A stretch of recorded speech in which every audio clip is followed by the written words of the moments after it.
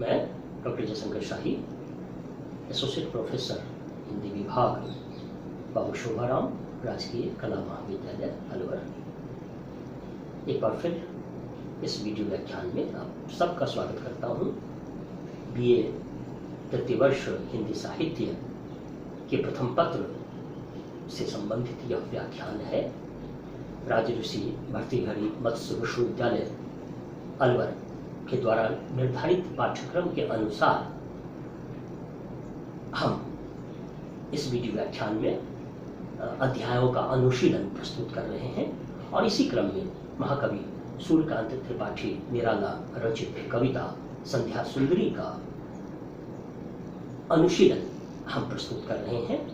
संध्या सुंदरी कविता के भावपक्षीय और कलापक्षीय जो विशिष्टताएं हैं उनका उद्घाटन कर रहे हैं। निराला की काव्यगत विशेषताएं कौन कौन सी हैं इसके बारे में भी हम डिस्कशन करते चल रहे हैं। तो एक साथ ही निराला से संबंधित तमाम प्रकार के जो विश्वविद्यालयी परीक्षा के जो प्रश्न पूछे जाते हैं उनके उत्तर इस व्याख्यान से आपको मिलेंगे और इससे यह व्याख्यान आपके लिए लाभदायी होगा। तो पिछले अवतरण के अनुशीलन के बाद हम अगले अवतरण पर चलते हैं। अभी तक हमने समझा कि सांझ रूपी सुंदरी धरती पर पदार्पण कर रही हैं धीरे धीरे कदमों से और वो परी के सदृश हैं, फेयरी के समान है। यह छायावादी कविता है, प्रकृति का चित्रण किया जा रहा है, संध्या का मानवीकरण किया जा रहा है निराला की कल्पना के माध्यम से। छायावादी कविताओं की बहुत बड़ी विशेषता होती है कि उसमें कल्पना के तत्व होते हैं और छायावादी कविता की दूसरी विशेषता होती है कि उसमें प्रकृति का प्रचुर चित्रण मिलता है। ये दोनों विशेषताएं हम यहाँ देख रहे हैं। सांझ को सुंदरी रूप में चित्रित करते हुए महाप्राण निराला की तुलना हम अमेरिका और इंग्लैंड के महान कवि रहे टी.एस. एलियट की कविता से कर सकते हैं। टी.एस. एलियट इंग्लैंड और अमेरिका दोनों देशों से जुड़े रहे और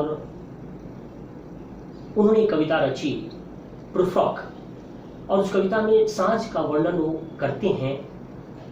वे लिखते हैं, let us go then you and I when the evening is spread against the sky like a patient etherised upon a table. ये लगभग उन्हीं कालखंडों की कविता है जिस अवधि में महाप्राण निराला भारत में संध्या सुंदरी कविता रच रहे थे और उसी जमाने में टी.एस. एलियट इंग्लैंड अमेरिका में सांझ के बारे में ऐसा वर्णन चित्रण कर रहे हैं। वहां सांझ को उन्होंने एक पेशेंट के रूप में, एक मरीज के रूप में चित्रित किया है जो बेहोश लेटी हुई है ऑपरेशन थिएटर के टेबल पर। तो यह कवि की कल्पना का यह जो अंतर है, यह जो कंट्रास्ट है, इससे बहुत सारे तथ्य उभर कर सामने आते हैं। तो यहाँ सांझ को सुंदरी के रूप में, रूपसी के रूप में, परी के रूप में महाप्राण निराला चित्रित करते हैं और इंग्लैंड और अमेरिका के कवि टी.एस. एलियट उसी संध्या को, उसी इवनिंग को एक पेशेंट कहते हैं जो इथराइज्ड है, बेहोश है, उसका ऑपरेशन होने वाला है और ऑपरेशन थिएटर में टेबल पर वो बेहोश लेटी हुई है। तो यह जो विजुअल इमेजरी है इसके माध्यम से शोध के विभिन्न आयाम उद्घाटित होते हैं। अन्य वाक्यों पर, अन्य पंक्तियों पर चलते हैं। दिवसावसान का समय मेघमय आसमान से उतर रही है वह संध्या सुंदरी परी सी धीरे धीरे धीरे तिमिरांचल में चंचलता का कहीं नहीं कहीं आभास। मधुर हैं दोनों उसके अधर। वह सांझ रूपी जो सुंदरी हैं, जो परी के समान हैं, जो धीरे धीरे कदमों से धरती पर पदार्पण कर रही हैं, उनके दोनों अधर मधुर मधुर हैं। मधुर मधुर प्रमुख प्रकाश अलंकार शब्द बार बार आवृत हो रहे हैं। मधुर मधुर हैं दोनों उसके अधर। तो सांझ रूपी सुंदरी का जीवंत पोर्ट्रेट महाप्राण निराला इस कविता में प्रस्तुत कर रहे हैं। पूरा एक परिदृश्य चित्रित हो रहा है। दिवस के अवसान के समय मेघ भरे हुए आसमान से सांझ रूपी सुंदरी परी के सदृश कैसे धरती पर आ रही है उसका चित्रण, और उनके आंचल किस प्रकार से हैं और उनके अधर कैसे हैं। तो मधुर मधुर हैं दोनों उसके अधर, किंतु गंभीर साँझ रूपी सुंदरी के अधर मधुर हैं, लेकिन गंभीर मुद्रा है उनकी। साँझ रूपी सुंदरी की जो भंगिमा है, जो जेस्चर है, जो आकृति है, वह गंभीर है, नहीं है उनमें हास विलास। वे मुस्कान नहीं बिखेर रही हैं, वे स्मृति नहीं बिखेर रही हैं। उनके अधरों पर हंसी या विलास नहीं है, बल्कि उनके अधरों पर एक गंभीरता छाई हुई है। अर्थात दिन भर के का कोलाहल अब समाप्त होने वाला है धरती पर। दिन भर श्रम करते हुए जो प्राणी हैं, वे सब थके हुए अब अपने अपने घरों को लौट रहे हैं विश्रांति के लिए, शांति के लिए, शयन के लिए।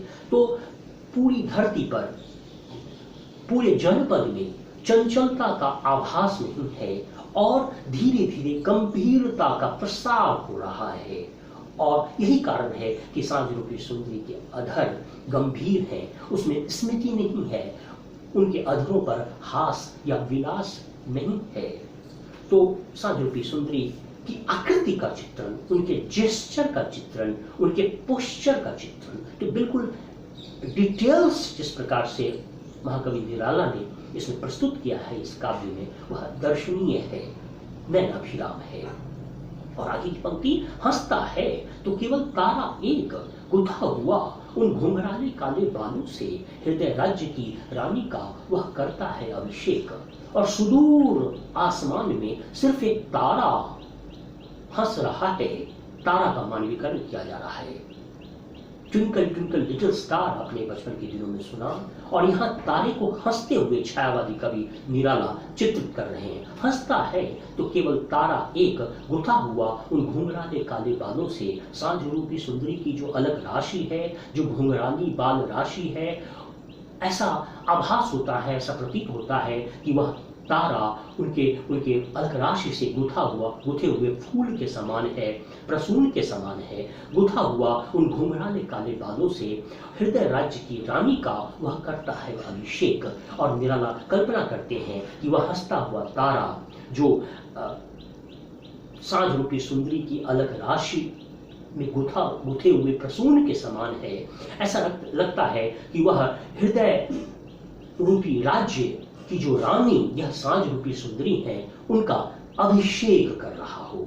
तो साँझ रूपी संध्या के तीन रूप का चित्रण अभी तक हमने देखा।